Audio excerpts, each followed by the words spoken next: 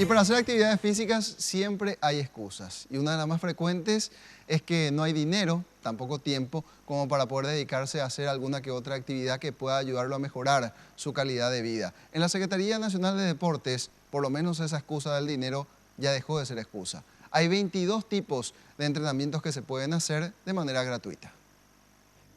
Así como en clubes privados donde existen una infinidad de deportes, el Estado también los ofrece y hay para elegir. Por ejemplo, los chicos de 6 a 14 años pueden estar en la escuela deportiva SND, donde hay prácticas de fútbol, tenis, handball, hockey, entre otros. Acá se acerca porque son menores de 14 años o 16. Tienen que venir con sus padres, anotarles requisitos mínimos, ¿verdad? Que de buena conducta, un electrocardiograma para saber si su corazón está bien y no tiene ninguna enfermedad y que está predispuesto para hacer deporte.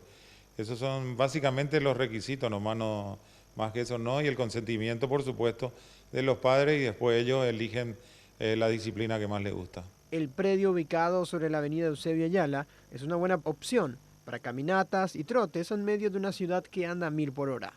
La Secretaría tiene varias disciplinas como escuela de natación y deportes acuáticos, clases de defensa personal para mayores de 16 años. Incluso la Secretaría Nacional de Deportes hace un seguimiento de atletas para la participación de campeonatos internacionales.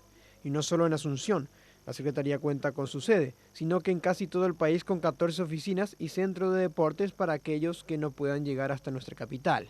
La Secretaría se ubica sobre la avenida Eusebio Ayala y RI 6 Boquerón, kilómetro 4, o pueden llamar al teléfono 520-675 al 6.